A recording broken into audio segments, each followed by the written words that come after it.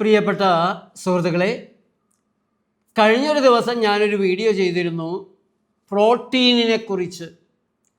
കാട്ടിലെ ആനയ്ക്ക് എവിടെ നിന്നാണ് ഇത്ര പ്രോട്ടീൻ കിട്ടുന്നത് എന്നതായിരുന്നു ചോദ്യം. ആന മുട്ട തിന്നിട്ടാണോ എന്നും ഞാൻ ചോദിച്ചു. അതിന് വളരെ നല്ല പ്രതികരണങ്ങളുണ്ടായി, വിമർശനങ്ങളുണ്ടായി എന്നുള്ളത് വളരെ സന്തോഷകരമായൊരു കാര്യമാണ്. നല്ലൊരു ചർച്ച ആധികാരികമായി തന്നെ നടക്കേണ്ട ഒരു കാര്യമാണ്, ഒരു മേഖലയാണത്. ആനയ്ക്ക് പ്രോട്ടീൻ ഉണ്ടാകുന്നത് പ്രോട്ടീൻ തിന്നിട്ടല്ല എന്ന് എല്ലാവരും സമ്മതിച്ചു. പകരം ധാരാളമായി സസ്യാഹാരം കഴിക്കുമ്പോൾ, ഇലകൾ കഴിക്കുമ്പോൾ ആ ഇലകളെ പ്രോട്ടീനാക്കി മാറ്റുന്ന തരത്തിൽ, അല്ലെങ്കിൽ അതിനെ കഴിച്ച് പ്രോട്ടീൻ ഉണ്ടാക്കുന്ന രീതിയിലുള്ള ബാക്ടീരിയകൾ അതിൻ്റെ ദഹന വ്യവസ്ഥയിലുണ്ട് എന്നാണ് പലരും ചൂണ്ടിക്കാണിക്കുന്നത്. അതിൽ റെജിനോൾഡ് ദേവസി എന്ന ഒരു ചെറുപ്പക്കാരന് വല്ലാതെ ദേഷ്യം പിടിച്ചു. അയാൾ പറയുന്നത്, ഈ അപ്പച്ചൻ പറയണത് പോലെ കേട്ടാൽ ആന മുട്ട കഴിച്ചിട്ടാ പ്രോട്ടീൻ, ഇടങ്ങളിലും പ്രോട്ടീൻ ഉണ്ട്, പച്ചക്കറിയിലും പ്രോട്ടീൻ ഉണ്ട്, അരിയിൽ പ്രോട്ടീൻ ഉണ്ട്. ഈ അപ്പച്ചൻ്റെ വീഡിയോ കണ്ടിട്ടേ നിങ്ങൾ പ്രോട്ടീൻ കണ്ടിട്ട് നാളെ കുറേ പുല്ലും വെജിറ്റബിൾ ഒന്നും കഴിക്കല്ലേ. ഞാൻ ഇതിനെക്കുറിച്ച് ഒരുപാട് പറഞ്ഞിട്ടുള്ള. നിങ്ങൾ വിചാരിക്കുന്ന ഈ പശു, ആന, കുതിര, എല്ലാവരും പറയും കുതിരേൻ്റെ ശക്തി ഉണ്ടല്ലേ, ആനേൻ്റെ ശക്തി ഉണ്ടല്ലേ, അവർ വെജിറ്റബിൾ കഴിച്ചിട്ടില്ല അങ്ങനെ ഞാൻ വളർന്നതെന്നൊക്കെ പറയും. അവർക്ക് ഈ പുല്ല് നല്ല പ്രോട്ടീൻ കിട്ടുന്നത്. ഇവർ പുല്ല് തിന്നുമ്പോൾ ആ പുല്ലിനെ ഡൈജസ്റ്റ് ചെയ്തിട്ട് പ്രോട്ടീൻ തരാനുള്ള ബാക്ടീരിയ അവരുടെ ശരീരത്തിലുണ്ട്, മനുഷ്യന്റെ ശരീരത്തിലില്ല. ഏതായാലും മൂത്തവർ ചൊല്ലും മുതുനെല്ലിക്ക ആദ്യം കഴിക്കും പിന്നെ മധുരിക്കും. റെജിനോൾഡ് ദേവസിയെപ്പോലുള്ള ബോഡി ബിൽഡിങ്ങിലെല്ലാം താല്പര്യമുള്ള ചെറുപ്പക്കാർ മനസ്സിലാക്കേണ്ട ഒരു കാര്യം, ലോകത്ത് നിരവധിയായ പഠനങ്ങൾ, പരീക്ഷണങ്ങൾ ഇക്കാര്യത്തിൽ നടന്നിട്ടുണ്ട്. പ്രോട്ടീൻ എത്ര കൂടുതൽ കഴിക്കണം, കൂടുതൽ കഴിക്കുന്തോറും മസിലുകൾ ഇങ്ങനെ വീർത്ത് വീർത്ത് വലുതായി വരുമോ, പ്രോട്ടീൻ മിനിമം ആയിരിക്കുന്നവരും അധികമായിരിക്കുന്നവരും തമ്മിലുള്ള വ്യത്യാസം എന്താണ്, പ്രോട്ടീൻ വളരെ കുറഞ്ഞാലുള്ള കുഴപ്പങ്ങൾ എന്തൊക്കെയാണ്, ഇതെല്ലാം വളരെ കൃത്യമായ പഠനങ്ങൾ നടന്നിട്ടുള്ള മേഖലകളാണ്. ആ പഠനങ്ങൾക്ക് മാത്രമല്ല, നിരന്തരം സ്വന്തം ജീവിതത്തിലും നിരവധിയായ പ്രകൃതി ഉപാസകരിലും പ്രകൃതി ചികിത്സയ്ക്കെത്തുന്നവരിലുമെല്ലാം ഞങ്ങൾ നിരന്തരമായി നടത്തുന്ന നിരീക്ഷണം, പഠനം, ഞങ്ങളിൽ നടത്തുന്ന പരീക്ഷണം, ഇതെല്ലാം വെച്ചുകൊണ്ടാണ് ഞങ്ങൾ ഈ പഠന റിപ്പോർട്ടുകളെ വിലയിരുത്തുന്നത്. നിങ്ങളെപ്പോലെ പഠന റിപ്പോർട്ടുകൾ കണ്ട് അതിലന്ധമായി വിശ്വസിച്ച് അതിൻ്റെ പുറകെ പോയി അപകടം പറ്റുമ്പോൾ തിരിച്ചറിയുകയും തിരിച്ചു വരികയുമല്ല. പലപ്പോഴും അപ്പോൾ വൈകിയും പോകും. അങ്ങനെ വളരെ സയൻറ്റിഫിക്കായ ഒരു അപ്രോച്ചാണ് പ്രകൃതി ചികിത്സകർ പറയുന്ന കാര്യങ്ങളിൽ നടത്തുന്നത്.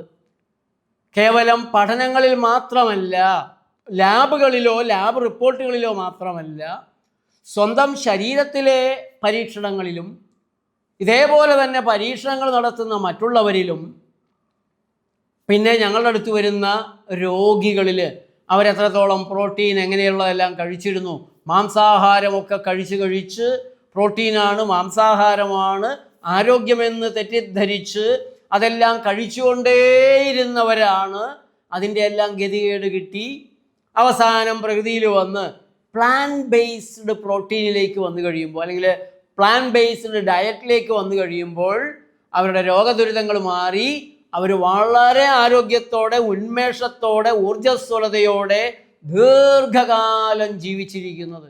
ഇപ്പോൾ ഇവിടെ ചിലരെങ്കിലും കുറിച്ചിട്ടുള്ള എൻ്റെ ഇൻസ്റ്റാഗ്രാമിലും ഫേസ്ബുക്കിലും യൂട്യൂബിലുമൊക്കെയായി കമൻറ്റുകൾ എഴുതിയിട്ടുള്ളവർ ഇത്തരത്തിലുള്ള ത്രിമാന തലത്തിലെ പഠനങ്ങളിലേക്ക് വരണം. അതേപോലെ നിങ്ങൾ ചോദിക്കേണ്ട ഒരു ചോദ്യമാണ്, ഒരു 50 കൊല്ലം മുമ്പ് വരെ, അത് ഇന്നത്തെ ചെറുപ്പക്കാർക്ക്, ഈ പറയുന്ന പല ചെറുപ്പക്കാർക്കും ഊഹിക്കാൻ കഴിയുന്ന ഒരു കാര്യമാവണമെന്നില്ല. ഒരു 50 കൊല്ലങ്ങൾക്ക് മുമ്പ് വരെ നമ്മുടെ നാട്ടിലെ നമ്മുടെ പൂർവികർ, അപ്പൂപ്പൻ അമ്മൂമ്മമാർ, ആ സമയത്തിന് മുമ്പ് ജീവിച്ചിരുന്ന അപ്പൂപ്പൻ അമ്മമാർ എന്ത് ഭക്ഷണമാണ് കഴിച്ചിരുന്നത്, എത്രമാത്രം പ്രോട്ടീൻ അവർക്ക് കിട്ടിയിരുന്നു, എങ്ങനെ അവർ നിലനിന്നു. 50 കൊല്ലങ്ങൾക്ക് മുമ്പ് വരെ ഞാൻ കണ്ടിട്ടുള്ള കർഷക തൊഴിലാളികൾ, മത്സ്യത്തൊഴിലാളികൾ, ഈ യമഹ എൻജിൻ വരുന്നതിന് മുമ്പുള്ള മത്സ്യത്തൊഴിലാളികൾ അവരൊക്കെ വളരെ ആകാര സൗഷ്ഠവമുള്ളവരായിരുന്നു, നല്ല മസിൽ പവർ. അപ്പോൾ തീർച്ചയായും പറയാം, മത്സ്യത്തൊഴിലാളികളാണെങ്കിൽ മീൻ കഴിച്ചിരുന്നു, കർഷക തൊഴിലാളികളാണെങ്കിൽ പശു വളർത്തലും പാലുൽപ്പന്നങ്ങളും ഉണ്ടായിരുന്നു. പക്ഷേ നല്ലൊരു ശതമാനം കർഷക തൊഴിലാളികൾ, കർഷക ഉടമകൾ, കൃഷി ഉടമകളല്ല, തൊഴിലാളികൾക്ക് ഇതൊന്നും ഉണ്ടായിരുന്നില്ല. നല്ലൊരു ശതമാനം മനുഷ്യർക്കും പട്ടിണിയായിരുന്നു നാട്ടിൽ. കാലത്തെഴുന്നേറ്റ പഴങ്കഞ്ഞി മോന്തുക. അപ്പോൾ അത് പ്രോബയോട്ടിക്കാണ്. പ്രോബയോട്ടിക്കിൻ്റെ മെച്ചത്തിലേക്ക് നിങ്ങളപ്പോൾ വരേണ്ടതായിട്ട് വരും. ഉച്ചയ്ക്ക് ഒരു കുന്ന് ചോറും, ഒരു കുന്നു ചോറ് തിന്നുന്നതിനൊരു ലിമിറ്റ് ഉണ്ടായിരുന്നില്ല. 3-4 പ്രാവശ്യമെല്ലാം കുന്നുകണക്കിന് ആളുകൾ കഴിക്കും. കൂടെ ബീൻസോ അച്ചിങ്ങയോ ചെറുപയറോ അല്ലെങ്കിൽ വീണ്ടും വെജിറ്റബിൾ തന്നെ വെട്ടിക്കൂട്ടിയതോ കപ്പയോ അങ്ങനെയൊക്കെയുള്ള ഭക്ഷണ സാധനങ്ങളാണ് ഉണ്ടായിരുന്നത്. വൈകിട്ട് വീട്ടിൽ ചെന്ന് കഴിഞ്ഞാൽ ഒന്നും ഉണ്ടാവാറില്ല. അന്തിപ്പട്ടിണിയാണ് പലയിടത്തും, നല്ലൊരു ശതമാനം ആളുകൾക്കും. ഉണ്ടെങ്കിൽ തന്നെ ചോറും ഒരു മുളകും അല്ലെങ്കിൽ ചമ്മന്തിയും മാത്രമായിരുന്നു, തേങ്ങ. അപ്പോൾ എങ്ങനെയാണ്, എവിടെ നിന്നാണ് ഇവർക്കെല്ലാം നിങ്ങളീ പറയുന്ന പ്രോട്ടീൻ കിട്ടിയിരുന്നത്? ആഹാരത്തെ പ്രോട്ടീനായിട്ടോ കാർബായിട്ടോ ഫാറ്റായിട്ടോ ഒന്നും നോക്കിക്കണ്ടിരുന്നവരല്ല നമ്മുടെ പൂർവികർ. കുറച്ച് നാളെ ആയിട്ടുള്ള ഇങ്ങനെയുള്ളൊരു ഭ്രമം നമുക്ക് ചിലർ സമ്മാനിച്ചിട്ടുള്ളൂ. ഈ പ്രോട്ടീൻ ചിന്തയും ഫാറ്റ് ചിന്തയും കാർബ് ചിന്തയുമെല്ലാം നമ്മുടെ തലച്ചോറിലേക്ക് കടത്തിവിട്ടത് ഈ അടുത്ത കാലത്തായി ചിലരാണ്. എവിടെയോ ഇരിക്കുന്ന അത്യുന്നതരായ ചിലരാണ്. അവർക്ക് കമ്പോള താല്പര്യങ്ങളുണ്ട്. അവരുടെ ഉൽപ്പന്നങ്ങളുമായി, ആധുനിക ഉൽപ്പന്നങ്ങളുമായി, പ്രത്യേകിച്ച് ഫുഡ് ഇൻഡസ്ട്രിയുമായി, poultry industry, pork industry, beef industry, അങ്ങനെയുള്ള ലോകത്തെ നിയന്ത്രിക്കാൻ വരെ കഴിവുള്ള വ്യാവസായിക ശക്തികളുടെ സ്വാധീനം ഇത്തരം ധാരണകളിൽ വന്നിട്ടുണ്ട്. നല്ലൊരു ശതമാനം പഠനങ്ങൾ ഈ മേഖലയിൽ നടന്നിട്ടുള്ളത് ബീഫ് ഇൻഡസ്ട്രിയുടെ, പോർക്ക് ഇൻഡസ്ട്രിയുടെ, പോൾട്രി ഇൻഡസ്ട്രിയുടെ എല്ലാം പണം കൊണ്ടാണ്. അങ്ങനെയുള്ള പണം കൊണ്ട് നടന്നിട്ടുള്ള പല പഠനങ്ങൾ പോലും പ്ലാന്റ് ബേസ്ഡ് പ്രോട്ടീനേക്കാൾ അല്പം പോലും മെച്ചപ്പെട്ടതല്ല, ആനിമൽ പ്രോട്ടീൻ എന്നാണ് സൂചിപ്പിച്ചിട്ടുള്ളത്. പ്രോട്ടീൻ അങ്ങ് കൂടുതൽ കഴിച്ചതുകൊണ്ട് മസിൽ കൂടും എന്നുള്ളത് ഒരു തെറ്റിദ്ധാരണയാണ് എന്നും ഈ പഠനങ്ങൾ പലതും ഞാൻ കണ്ടിട്ടുണ്ട്. എന്നാൽ പ്രോട്ടീൻ തീരെ കുറഞ്ഞു കഴിഞ്ഞാൽ ഈ പറഞ്ഞതുപോലെ മാംസപേശികളിലെ പ്രോട്ടീൻ എല്ലാം എടുത്താണ് ഹൃദയത്തിലെ മസിലുകൾ, തലച്ചോറിൻ്റെ കരുത്ത്, അങ്ങനെയുള്ള കാര്യങ്ങൾ ശരീരം മെയിൻറ്റെയിൻ ചെയ്യുക. അവർ വീണ്ടും നല്ല ഭക്ഷണം കഴിക്കുന്നതോടെ, പ്രോട്ടീനൊക്കെ ഉള്ള ഭക്ഷണം കഴിക്കുന്നതോടെ പിക്കപ്പ് ചെയ്യും എന്നുള്ളതും കണ്ടിട്ടുണ്ട്. ഇനി പ്രായം ചെന്ന ആളുകളിൽ അവർ പ്രോട്ടീൻ അങ്ങ് കൂടുതൽ കഴിച്ചു കഴിഞ്ഞാൽ പലപ്പോഴും സംഭവിക്കുന്നത് അവർക്ക് ദഹനേന്ദ്രിയ സംബന്ധമായിട്ടുള്ള പ്രശ്നങ്ങൾ, ദഹന സംബന്ധമായ പ്രയാസങ്ങൾ, മലബന്ധം, വൃക്കകളുടെ തകരാറ്, കരളിന് പ്രയാസങ്ങൾ, ഇങ്ങനെയൊക്കെയുള്ളതാണ്. ഇപ്പോൾ 0.8 ഗ്രാമാണ് മിനിമം എന്ന് ഒരു കിലോ തൂക്കത്തിന് എന്ന് പറയുന്നത് ഒരാളുടെ ബ്ലഡ് ഷുഗർ 120 ആയിരിക്കണം എന്ന് പറയുന്ന പോലെയാണ്. ഇപ്പോൾ അത് 100 കുറച്ചിട്ടുണ്ട് കൂടുതൽ ആളുകളൊക്കെ മരുന്ന് വിൽക്കാൻ വേണ്ടിയിട്ട്. ചിലരുടെ ശരീരത്തിൻ്റെ ആവശ്യം 1.7 ആയിരിക്കും, ചിലരുടെ ശരീരത്തിന് 5 മതിയാകും, 0.5 മതിയാകും. അത് ഓരോരോ ശരീരത്തിൻ്റെയും ആവശ്യകതയാണ്. Basal metabolism, resting basal metabolism, അധ്വാനിക്കുന്ന ഒരു ശരീരത്തിൻ്റെ മെറ്റബോളിസം, ഇതിനെല്ലാം വ്യത്യാസമുണ്ട്. നിങ്ങൾ കൂടുതൽ അധ്വാനിച്ചു എന്ന് കരുതിയിട്ട് ശരീരം കൂടുതലായി എനർജി ഇങ്ങനെ അതിലേക്ക് കൊടുക്കുമെന്നോ കൂടുതൽ മസിലുകൾ അങ്ങ് കൂട്ടുമെന്നോ, ശരീരത്തിന് ഇതിനെല്ലാം ഒരു പരിധിയുണ്ട്. മനുഷ്യൻ എത്ര പ്രോട്ടീൻ കഴിച്ചെന്ന് കരുതിയിട്ടും അവൻ്റെ മസിലുകൾ ആനയുടെ കാല് പോലെയാകാൻ പോകുന്നില്ല. വ്യായാമമാണ് വാസ്തവത്തിൽ മസിൽ മാസിനെ നിശ്ചയിക്കുന്നത്. അതിനെ പരിപാലിക്കുന്നത്, മെയിൻറ്റെയിൻ ചെയ്യുന്നതും അധ്വാനമാണ്, വ്യായാമമാണ്. അതുകൊണ്ടാണ് അല്പഭക്ഷണം കഴിച്ചിരുന്ന നമ്മുടെ പൂർവികർക്കും നല്ല മസിലുണ്ടായിരുന്നു, കായികമായി അധ്വാനിച്ചിരുന്നവർക്ക്. അവർ ചോറാണ് കൂടുതൽ നിന്നിരുന്നത്. പയറും, അമരപ്പയർ, അച്ചിങ്ങപ്പയർ, ബീൻസ്, ഇങ്ങനെയുള്ള പല സാധനങ്ങൾ. ശാസ്ത്രം പറയുന്നത് അതായാലും മതി. എസൻഷ്യൽ അമിനോ ആസിഡുകൾ നല്ലൊരു ശതമാനവും ഈ പയറും ചോറും കൂടെ ചേരുമ്പോൾ, ചോറിൽ പ്രോട്ടീൻ ഉണ്ട്, പക്ഷെ വളരെ വളരെ കുറവാണ്, 1% ഒക്കെ ഉള്ളൂ. അതുകൊണ്ട് തന്നെ അവർ കൂടുതൽ അത് കഴിക്കേണ്ടിയിരുന്നു, അവർ കൂടുതൽ കഴിക്കുകയും ചെയ്തിരുന്നു. ഇതാണ് ഒരു കാര്യം. ചോറിലെ പ്രോട്ടീനും പയറുവർഗ്ഗങ്ങളും, പരിപ്പ്, കടല, ചെറുപയർ, അങ്ങനെയുള്ള വിഭാഗങ്ങളും ഒക്കെയായി കഴിച്ചിരുന്ന നാളുകളിൽ അവർക്ക് കഷ്ടിച്ച് മുന്നോട്ട് പോകാൻ അത് മതിയായിരുന്നു. ഒപ്പം നല്ല ശ്വസനവും നല്ല വ്യായാമവും നല്ല വെള്ളവും നല്ല വിശ്രമവും ഉണ്ടായിരുന്നു. 10-11 മണിക്കൂറൊക്കെയാണ് 50 കൊല്ലങ്ങൾക്ക് മുമ്പ് നമ്മുടെ നാട്ടിൽ അധ്വാനിക്കുന്നവർ കിടന്നുറങ്ങിയിരുന്നത്. മണ്ണെണ്ണ വിളക്ക് മാത്രമാണ് അവർക്കുണ്ടായിരുന്നത്.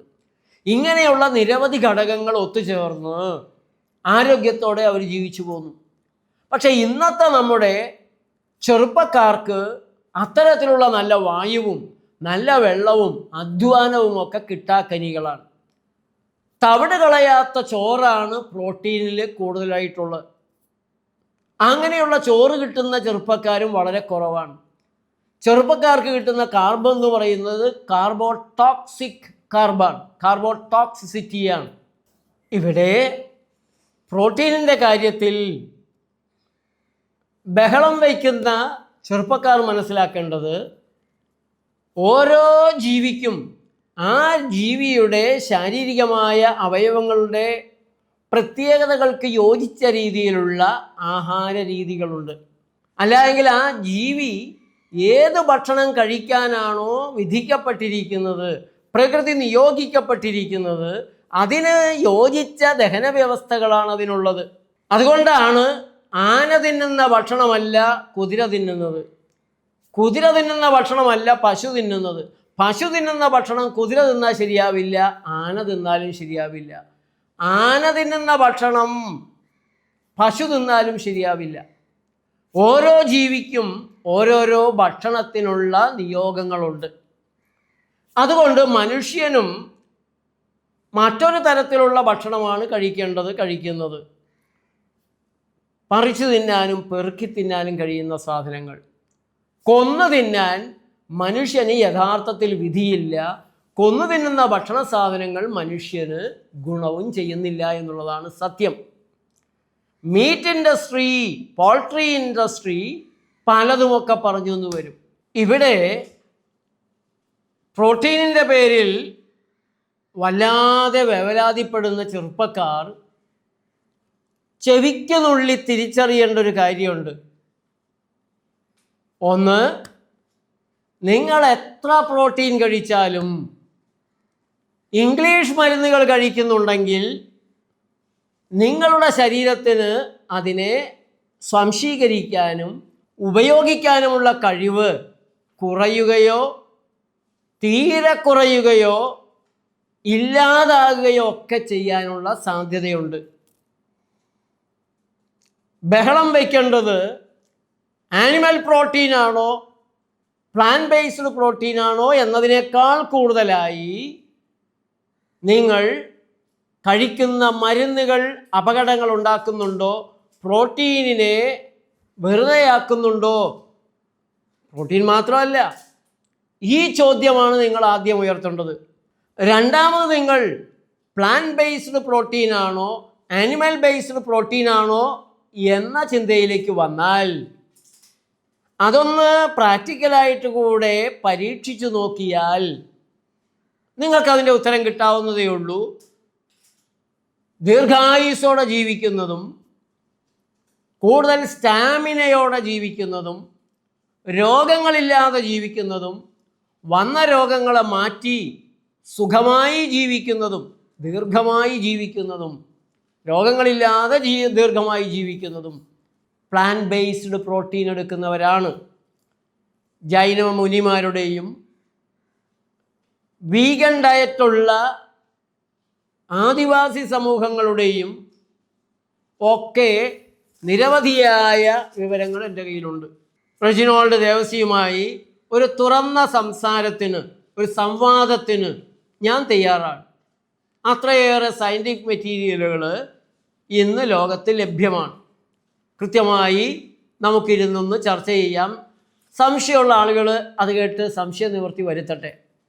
ഇനി ഏതെല്ലാം മരുന്നുകളാണ്, ഇംഗ്ലീഷ് മരുന്നുകളാണ് നിങ്ങൾക്ക് പ്രോട്ടീൻ കുറവുണ്ടാക്കുന്നത്, പ്രോട്ടീൻ സ്വാംശീകരിക്കുന്നതിൽ പ്രയാസമുണ്ടാക്കുന്നത് എന്നൊരു ഭാഗം ഞാൻ പറയാം. വൃക്കയ്ക്ക് തകരാറുണ്ടാക്കുന്ന എല്ലാ മരുന്നുകളും പ്രോട്ടീൻ ലോസ് ഉണ്ടാക്കും. പ്രോട്ടീനൂറിയ എന്ന് പറയും, ആൽബുമിൻ ലോസ് എന്നൊക്കെ പറഞ്ഞാൽ ഇപ്പോൾ സാധാരണക്കാർക്ക് പോലും അറിയാം. മൂത്രത്തിൽ ആൽബുമിൻ കാണുക.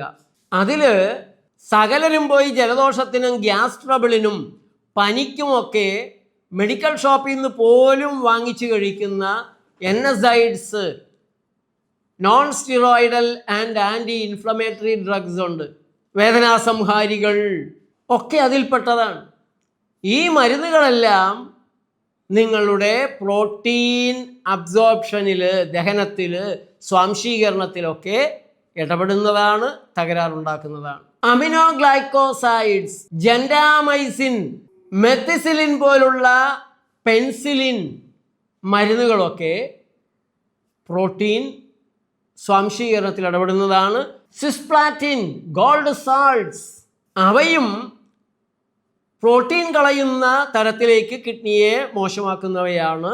കാറ്റബോളിസം എന്ന പ്രക്രിയയെ കൂടുതലാക്കിക്കൊണ്ട് പ്രോട്ടീൻ വേസ്റ്റ് ചെയ്യുന്ന, ആവശ്യമുള്ള പ്രോട്ടീൻ പോലും ശരീരത്തിൽ തങ്ങാത്തൊരവസ്ഥ ഉണ്ടാക്കുന്ന മരുന്നുകളുണ്ട്. സ്റ്റിറോയിഡ് മരുന്നുകൾ, സ്റ്റിറോയിഡ്സ്, ഡെക്സാമെത്താസോൺ, പ്രെഡ്നിസിലോൺ, വൈസിലോൺ തുടങ്ങിയിട്ടുള്ള, വൈസിലോൺ പോലെയൊക്കെയുള്ള വൃത്തികെട്ട മരുന്നുകൾ, അവർ ലൈഫ് സേവിങ് ഡ്രഗ്സ് എന്നൊക്കെയാണ് പറയുക. പക്ഷേ ഒരു ശരീരത്തിലെ മെറ്റബോളിക് പ്രവർത്തനങ്ങളെ വളരെയധികം തകരാറിലാക്കുന്ന മരുന്നുകളാണ്. ഈ മരുന്നുകൾ ശരീരത്തിന്റെ പ്രോട്ടീൻ സിന്തസിസിനെ തകരാറിലാക്കുന്നവയാണ്, മാംസപേശികളിലെ പ്രോട്ടീനെ നശിപ്പിക്കുന്നവയാണ്. ഇനി കരളിൽ പ്രോട്ടീനിന്റെ സ്വാംശീകരണത്തെ തകരാറിലാക്കുന്ന മരുന്നുകൾ വേറെയുണ്ട്. മെത്തോട്രെക്സേറ്റ്, പാരാസിറ്റമോൾ, ടൈനലോൾ, ടിഫി, സാര, പെനഡോൾ, ക്രോസിൻ, ഡോളോ, ഫെപ്പാനിൽ, ബെപ്പാനിൽ, ഇങ്ങനെ 150 പേരുകളിൽ അറിയപ്പെടുന്ന പാരാസിറ്റമോളും കരളിൽ പ്രോട്ടീനിൻ്റെ വിഘടനം തകരാറിലാക്കുന്ന മരുന്നാണ്. അതുകൊണ്ട് ഈ പ്രോട്ടീൻ ബഹളം വെക്കുന്നതിന് മുമ്പ് ശരീരത്തിലെത്തുന്ന പ്രോട്ടീൻ, പച്ചക്കറിയിൽ നിന്നായാലും പഴത്തിൽ നിന്നായാലും, നട്ട്സ്, ബദാം, വാൾനട്ട്, കാഷ്യൂനട്ട്, എത്രയോ തരത്തിലുള്ള നട്ടുകളാണ് നിങ്ങളീ പറയുന്ന മാംസാഹാരത്തിൻ്റെ കുഴപ്പങ്ങളില്ലാത്ത, ശരീരത്തെ നന്നാക്കി തരുന്ന, ദീർഘായുസ് തരുന്ന എന്തെല്ലാം സാധനങ്ങളാണുള്ളത്. അവയൊക്കെ വിഷമാണെന്ന് പറയുന്ന അത് അറിവില്ലായ്മ കൊണ്ട് പറയുന്നതാണോ? പ്ലാന്റ്സാണ് ഏറ്റവും കൂടുതൽ വിഷം, ഭൂമിയിലുള്ളതിൽ ഏറ്റവും കൂടുതൽ വിഷമുള്ളത് പ്ലാന്റ്സിലാണ്. പ്ലാന്റ് ഭക്ഷണം കഴിച്ചാൽ ക്യാൻസർ ഉണ്ടാകും. ഇത് അറിവില്ലായ്മ കൊണ്ട് പറയുന്നതാണോ അതോ കിട്ടേണ്ടടത്ത് നിന്ന് വല്ലതും കിട്ടിയിട്ട് പറയുന്നതാണോ എന്ന് എനിക്കറിയില്ല. തലയ്ക്ക് ശരിയായൊരു വിവരമുള്ളവരാണെങ്കിൽ അങ്ങനെ പറയില്ല. ലാൻസോപ്രസോൾ, ഒമേപ്രസോൾ, സകലരും ഗ്യാസ് ട്രബിളിന്, ആസിഡ് റിഫ്ലക്സിന് ഒക്കെ വാങ്ങിക്കഴിക്കുന്ന ഗുളികകളാണ്. ഇങ്ങനെയുള്ള മരുന്നുകൾ കഴിക്കാത്ത ആരാണ് നമ്മുടെ നാട്ടിലെ ചെറുപ്പക്കാരിലുള്ളത്? അപ്പോൾ പ്രോട്ടീനിനെ നേരെ നശിപ്പിക്കുന്നതിനെക്കുറിച്ച് കണ്ണടക്കുകയും പിന്നെ പ്രോട്ടീൻ കഴിക്കേണ്ടതിനെക്കുറിച്ച് ബഹളം വെക്കുകയും ചെയ്യുന്നവരുടെ യഥാർത്ഥ താല്പര്യം എന്താണ് എന്നുള്ളതിൽ സംശയിക്കുന്നവരെ കുറ്റം പറയരുത്, എല്ലാം കൂടെ പറയണം. മാംസാഹാരത്തെക്കാൾ നല്ലത് എന്തുകൊണ്ടും അതിൻ്റെ സാമൂഹ്യ, സാംസ്കാരിക, പാരിസ്ഥിതിക, സാമ്പത്തിക, ആരോഗ്യ, ചികിത്സാപരമായ ഏത് തലങ്ങൾ വെച്ച് നോക്കിയാലും എന്തുകൊണ്ടും ശ്രേഷ്ഠമായത്, നല്ലത് സസ്യാഹാരമാണ്. ഇനിയും ചെറുപ്പക്കാർ മനസ്സിലാക്കേണ്ട കാര്യമുണ്ട്. ഈ ഇംഗ്ലീഷ് മരുന്നുകൾ ശരീരത്തിൻ്റെ ശക്തി, പ്രോട്ടീൻ നേടിയെടുക്കാനുള്ള കഴിവ്, അതിനെ വിഘടിപ്പിക്കാനുള്ള കഴിവ്, അമിനോ ആസിഡുകളായിട്ട് മാറ്റാനുള്ള കഴിവ്, മാറ്റിയാൽ തന്നെ അത് ഉപയോഗിക്കാനുള്ള കഴിവ് ഒക്കെ നഷ്ടപ്പെടുത്തുന്നതായി ധാരാളമുണ്ട്. ധാരാളം ഇംഗ്ലീഷ് മരുന്നുകളുണ്ട്. ഞാൻ ചിലത് മാത്രമേ പറഞ്ഞുള്ളൂ. ഇനി മദ്യപിക്കുമോ നിങ്ങൾ? അത് കോളയിലേതാവാം, ആൽക്കഹോള്. റിപ്പീറ്റ്. മദ്യപിക്കുമോ നിങ്ങൾ? അത് ബിയറാവാം, അതല്ലെങ്കിൽ വൈന്, റമ്മ്, വിസ്കി, ജിന്ന്, വോഡ്ക തുടങ്ങിയിട്ടുള്ള മാരകമായ സാധനങ്ങളാവാം. ഇതൊക്കെ ശരീരത്തിലെ പ്രോട്ടീനിൻ്റെ സ്വാംശീകരണത്തിന് തകരാറുണ്ടാക്കുന്ന സാധനങ്ങളാണ്. അതേപോലെ തന്നെയാണ് കൊക്കൈൻ തുടങ്ങി പല ചെറുപ്പക്കാരും ഇപ്പോൾ ഉപയോഗിക്കുന്ന മയക്കുമരുന്നുകൾക്കുള്ളത്, സ്റ്റിമുലൻസിനുള്ളത്. തെറ്റായ ഭക്ഷണം കഴിക്കുമ്പോൾ, പഞ്ചസാര കഴിക്കുമ്പോൾ, മൈദ കഴിക്കുമ്പോൾ നിങ്ങളുടെ ശരീരത്തിൽ നിങ്ങളറിയാതെ ഉണ്ടാകുന്ന ഇൻറ്റേർണലായിട്ടുള്ള ഇൻഫ്ലമേഷൻ ഉണ്ട്. ആ ഇൻഫ്ലമേഷനും പ്രോട്ടീനിൻ്റെ സ്വാംശീകരണം തകരാറിലാക്കുന്നതാണ്. തൈറോയ്ഡ് തകരാറുകളെ കുറിച്ച് ഞാൻ പറയേണ്ട കാര്യമില്ല. അപ്പോൾ ചില രോഗങ്ങളും അതുകൊണ്ട് നിങ്ങളിങ്ങനെ പ്രോട്ടീൻ കഴിച്ചുകൊണ്ടിരിക്കണം. പ്രോട്ടീൻ കഴിച്ചില്ല എങ്കിൽ അങ്ങനെയൊന്നും വേവലാതി പിടിക്കണ്ട. അതുകൊണ്ട് ലോക്കൽ ആൻഡ് സീസണൽ ഭക്ഷണ സാധനങ്ങൾ കഴിക്കാൻ നിങ്ങൾക്ക് സാധിക്കുമോ? കാലാവസ്ഥയ്ക്കനുസരിച്ച്, പ്രകൃതിക്കനുസരിച്ച്, പ്രകൃതിക്കൊരു താളമുണ്ട്. ആ താളത്തിനാണ് പ്രകൃതി ഭക്ഷണ സാധനങ്ങൾ ഉണ്ടാക്കുന്നത്. അതിൽ മുന്നോട്ട് പോകാൻ സാധിച്ചാൽ ഭയക്കേണ്ട ആവശ്യമില്ല. ചക്കയുള്ളപ്പോൾ ചക്കക്കുരു കറി വെച്ചും കഴിക്കണം. പേരയ്ക്കുള്ളപ്പോൾ പേരയ്ക്ക, ചാമ്പയ്ക്കുള്ളപ്പോൾ ചാമ്പയ്ക്ക, തണ്ണിമത്തൻ ഉണ്ടാകുന്ന കാലത്ത് തണ്ണിമത്തൻ, മാങ്ങയുള്ളപ്പോൾ മാങ്ങ, അതോടൊപ്പം പ്രകൃതി തരുന്ന നട്ട്സ്, കശുമാങ്ങയുള്ളപ്പോൾ കശുവണ്ടി, കപ്പലണ്ടി, മുതിര, വൻപയർ, ചെറുപയർ മാറി മാറി അങ്ങ് കഴിച്ചോളൂ. പരിപ്പ്, പയറ് വർഗ്ഗങ്ങളൊക്കെ ഒരതിന് ചെറിയ അളവേ നമ്മൾ കഴിക്കാറുള്ളൂ. പ്രോട്ടീൻ കൂടിക്കഴിഞ്ഞാൽ കരളിനും കിഡ്നിക്കും കുഴപ്പം ചെയ്യുമെന്നുകൂടെ നിങ്ങൾ തിരിച്ചറിയണം. അതുകൊണ്ട് മനുഷ്യ ശരീരത്തിലും ആനയുടെ ഉള്ളിലെത്തുന്ന സസ്യാഹാരത്തെ പ്രോട്ടീനാക്കി മാറ്റാൻ കഴിവുള്ള ബാക്ടീരിയകളുണ്ടെന്ന് നാളെ ചിലപ്പോൾ ശാസ്ത്രം കണ്ടുപിടിച്ചു എന്നും വരാം. ഇന്ന് പറഞ്ഞ അളവൊക്കെ ശരിയല്ലായിരുന്നു, കുറച്ചുകൂടെ താഴെയാണ് അല്ലെങ്കിൽ കുറച്ചുകൂടെ മുകളിലാണെന്നും നാളെ ശാസ്ത്രം പറഞ്ഞു എന്ന് വരാം. പാലക്കാട്ടെ അഗ്രഹാരങ്ങളിൽ 10-11 മണിക്കുള്ളിൽ അവരുടെ ചോറും വളരെ ലളിതമായ പച്ചക്കറികളും തൈരുണ്ടായെന്ന് വരും, അല്ലെങ്കിൽ മോരുണ്ടായെന്ന് വരും. വൈകിട്ട് ഒരു 7 മണിക്ക് മുമ്പ് ദോശ, ചട്നി, ഇത്രേ ഉള്ളൂ. എത്രയോ കാലങ്ങളായിട്ട് അവർ ഈ ലഘുഭക്ഷണം, 2 നേരത്തെ മാത്രം ഭക്ഷണം.